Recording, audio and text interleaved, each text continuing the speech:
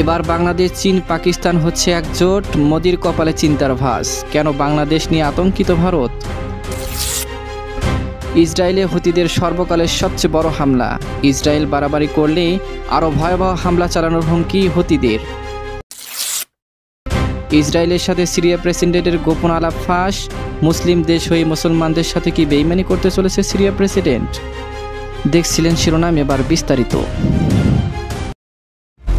আওয়ামী লীগ সরকারের পতন এবং শেখ হাসিনার ভারতে পলায়নের পর নয়াদিল্লির সঙ্গে বেশ দূরত্ব তৈরি হয়েছে বাংলাদেশের। একই সঙ্গে ঢাকার সঙ্গে দূরত্ব কমেছে পাকিস্তান ও চীনের। ফলে তিন দেশের সম্পর্ক দৃঢ় হচ্ছে দিনকে দিন। এমন পরিস্থিতিতে এই তিন দেশের সম্পর্ক নিয়ে বেশ উদ্বিগ্ন প্রকাশ করেছে ভারত। এর আগে চীন, পাকিস্তান ও আফগানিস্তানের পররাষ্ট্রমন্ত্রীদের অংশগ্রহণে অনুষ্ঠিত এক বৈঠকে চীন পাকিস্তান অর্থনৈতিক করিডোর আফগানিস্তানের সম্প্রসারণের বিষয়ে একমত হয় তিন দেশ। চীন প্রকাশ্যে জানায়, পাকিস্তান ও আফগানিস্তানের ভৌগোলিক অখণ্ডতা ও সার্বভৌমত্ব রক্ষার পাশে থাকবে বেইজিং। একই বার্তা দেয় পাকিস্তানও। আরও বিস্ময়কর হলো, ওই বৈঠক থেকে দেশে ফিরে এসে পাকিস্তানের পররাষ্ট্রমন্ত্রী ইসহাকদার জানান, চীন ও আফগানিস্তানের পাশাপাশি বাংলাদেশকেও নতুন এই আঞ্চলিক জোটে যুক্ত করতে চায় ইসলামাবাদ। পাকিস্তানের গণমাধ্যমগুলো এই খবর প্রকাশের পরপরই দক্ষিণ এশিয়ার কূটনৈতিক মহলে শুরু হয় নানা আলোচনা। টাইমস অফ ইন্ডিয়া জানায়, চীন, পাকিস্তান ও বাংলাদেশ নিজেদের স্বার্থে একে অন্যের প্রতি ঝুঁকছে। এই ঘনিষ্ঠতা ভারতের নিরাপত্তা ও স্থিতিশীলতার উপর গুরুতর প্রভাব ফেলতে পারে। সম্প্রতি ভারতের গবেষণা প্রতিষ্ঠান অবজারভার রিসার্চ ফাউন্ডেশন আয়োজিত এক অনুষ্ঠানে এসব কথা বলেন ভারতের প্রতিরক্ষা সর্বাধিনায়ক জেনারেল অনিল চৌহান। ভারতের প্রতিরক্ষা প্রধান জানান, ভারত মহাসাগরীয় অঞ্চলের দেশগুলো ঋণ কূটনৈতিক সাহায্যে প্রভাব বিস্তারের মধ্য দিয়ে ভারতের জন্য বিপজ্জনক হয়ে উঠেছে। পাশাপাশি ঘন ঘন সরকার পরিবর্তন এবং সেই সঙ্গে তাদের আদর্শ চুক্তিও ভারতের জন্য চ্যালেঞ্জ হয়ে উঠেছে। এই প্রবণতা বড় এক সমস্যা। অনিল চৌহান আরও জানান, বৈশ্বিক নিরাপত্তা পরিস্থিতি এখন এক অনিশ্চয়তার মধ্যে আছে। বিশ্ব দুটি শক্তির মধ্যে ক্ষমতার ভারসাম্য পরিবর্তনের পর্যায়ে রয়েছে। এর মাঝে যুক্তরাষ্ট্রের অবস্থান পুরো পরিস্থিতি আরও জটিল করে তুলেছে। নয়াদিল্লির এখন এমন একটি নিরাপত্তা পরিবেশের জন্য প্রস্তুত থাকতে হবে, যেখানে একদিকে অভ্যন্তরীণ অস্থিরতা, অন্যদিকে বাহ্যিক সমন্বিত চাপ দুই একযোগে আসতে পারে। বিশেষজ্ঞরা বলছেন, ভারত এতদিন চীন ও পাকিস্তানের মধ্যে নিরাপত্তা চ্যালেঞ্জকে একযোগে বিবেচনা করলেও এখন বাংলাদেশের সম্ভাব্য কৌশলগত অবস্থান নিয়ে উদ্বিগ্ন প্রকাশ ভারতের নিরাপত্তা নীতিতে একটি নতুন দৃষ্টিভঙ্গির ইঙ্গিত দিয়েছে। এছাড়া ভৌগোলিক ও কৌশলগত দিক থেকে এটি ভারতের জন্য হবে এক বড় চ্যালেঞ্জ, বিশেষ করে যখন চীন পাকিস্তান অর্থনৈতিক করিডোরে তৃতীয় দেশ অন্তর্ভুক্তর ব্যাপারে আগেই আপত্তি জানিয়ে রেখেছে ভারত। আর নূর, তাজা নিউজ।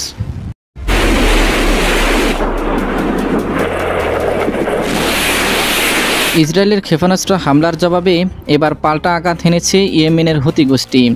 ইসরায়েলের রাজধানী তেল আবিবের প্রধান বিমানবন্দর সহ একাধিক স্থানে ক্ষেপণাস্ত্র ও ড্রোন হামলা চালানোর দাবি করেছেন তারা। এছাড়া ইয়েমেনের হুতি বিদ্রোহীরা লোহিত সাগরে একটি বাণিজ্যিক জাহাজে হামলার দায় স্বীকার করেছে। ক্ষতিগ্রস্ত পুরো জাহাজটি পরিত্যাগ করতে বাধ্য হয়েছেন। গত কয়েক মাসের মধ্যে এটি এত বড় মাপের প্রথম হামলা ছিল। ইরান সমর্থিত এই বিদ্রোহীরা জানায়, ইসরায়েলে নোঙর করার কারণে গ্রিসের মালিকানাধীন ও লাইবেরিয়ার পতাকাবাহী ম্যাজিক সিস নামের জাহাজটিকে তারা ক্ষেপণাস্ত্র, ড্রোন ও মানববিহীন নৌযান দিয়ে লক্ষ্যবস্তুতে পরিণত করেছে। মে মাসে যুক্তরাষ্ট্রের সঙ্গে হুতির এক সমঝোতার পর বেশ কয়েক সপ্তাহের মার্কিন হামলা বন্ধ হলেও এটি ছিল বাণিজ্যিক জাহাজ লক্ষ্য করে হুতির প্রথম করা হামলা। গোষ্ঠীর সামরিক মুখপাত্র ইয়াহিয়া সারি এক ভিডিও বার্তায় বলেন, হুতি সশস্ত্র বাহিনী রবিবার ম্যাজিক সিস জাহাজটিকে দুটি মানববিহীন নৌযান, 5টি ব্যালিস্টিক ও ক্রুজ ক্ষেপণাস্ত্র এবং 3টি ড্রোন দিয়ে লক্ষ্যবস্তুতে পরিণত করেছে। আজ হুতিদের সামরিক মুখপাত্র ব্রিগেডিয়ার জেনারেল ইয়াহিয়া সারি জানান, শব্দের চেয়েও 5 গুণ বেশি গতিসম্পন্ন ক্ষেপণাস্ত্র ছোড়া হয়েছে বেনগুরি বিমানবন্দর, আসত্ত সমুদ্র বন্দর এবং আশকেলন শহরের একটি বিদ্যুৎ কেন্দ্রকে লক্ষ্য করে। এছাড়া দক্ষিণাঞ্চলীয় শহর এইলাত বন্দর লক্ষ্য করে পাঠানো হয়েছে 8টি বিস্ফোরকবাহী ড্রোন। আল মাসিরা টিভিতে প্রচারিত এক বিবৃতিতে ইয়াহিয়া সারি দাবি করেন, সব ক্ষেপণাস্ত্র ও ড্রোন সঠিকভাবে লক্ষ্য আঘাত হেনেছে। ইসরায়েলি ইন্টারসেপ্টরগুলো তা প্রতিহত করতে সম্পূর্ণরূপে ব্যর্থ হয়েছে। হুতিদের সামরিক মুখপাত্র ব্রিগেডিয়ার ইয়াহিয়া সারি আরও বলেছেন, যতদিন পর্যন্ত ইসরায়েলি বর্বর বাহিনী গাজায় তাদের বর্বরতা বন্ধ না করবে, ততদিন পর্যন্ত ইয়েমেনিদের এই হামলা অব্যাহত থাকবে। এর আগে সোমবার ভোরে ইয়েমেনের হুদায়দা, রাশিসা ও সাইফ বন্দরে ক্ষেপণাস্ত্র হামলা চালিয়েছে